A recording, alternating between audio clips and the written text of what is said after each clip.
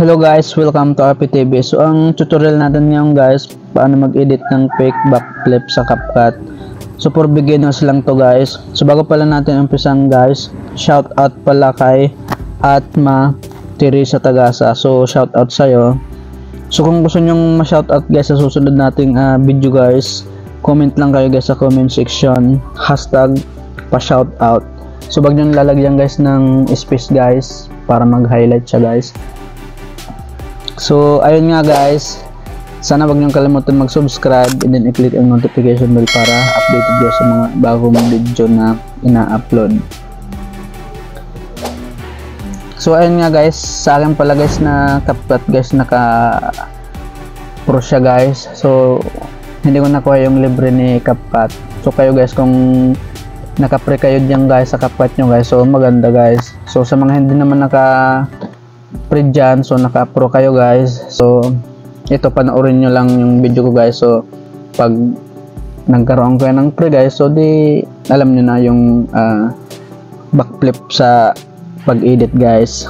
So fake lang to guys, so fake lang na ano guys, pag nabuo mo na yung video mo, akala mo totoong nag-backflip ka talaga, pero ang totoo naman talaga guys, edited lang. So ayun nga guys, umpisa na natin guys. So una guys, dapat guys mag-video muna ka ng 8 seconds guys. So ganito guys, mag-video muna ka ng 8 seconds, tapos pag mga 8 seconds na, punta na kayo dun guys sa video. So ayun guys, nandiyan ako guys. So tatalon lang tayo dyan guys, tingnan nyo lang yung talong ko, yun, gayahan nyo lang yung estilo ko guys sa pagtalon guys. So ayun nga guys, click na natin yung video guys. And then kahit dito sa banda na to, ayan, nandyan, split na natin guys. Ayan, click natin yan sa hulihan na yan, video na yan. And then hanapin natin yung overlay, click natin yung overlay. And then drag natin guys pakaliwa. Ayan guys, and then click natin yan, video na yan. Hanapin natin yung remove video, click natin yan. So ayan nga guys, naka-pro ako guys. So click ko yung auto removal and then check. So antayin lang natin guys, nagpa-process pa yung pag-remove ng video. So dapat pala guys may internet connection kayo guys. So ayan guys, na-remove na siya guys. So sunod naman natin na gagawin guys, i-chimpo lang natin yung pagtalon natin guys. Ayan, ayan. So click natin uli yung video and then click natin uli. Ayan, lalabas yung diamond guys.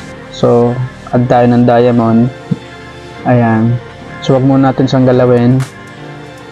So adjust natin. Ayan, kapag pumuti na guys, hindi na tayo mag-add ng diamond. Ayan, so dyan natin siya guys gagalawin guys. Ayan, press nyo lang dalawang daliri nyo guys and galawin nyo.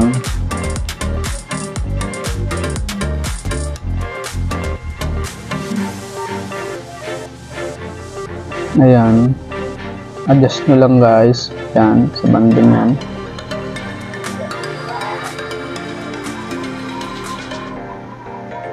Ayan, then adjust ulit tayo guys. Ayan, pumuti na, pwede na tayo guys mag-add ng diamond. So ayan, so balik natin yung frame guys.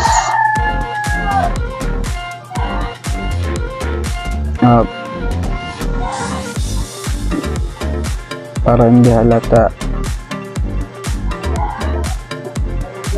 Ito nagano yung cellphone ko eh.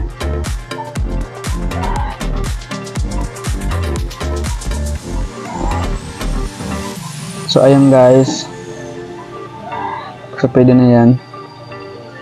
So try natin i-play guys.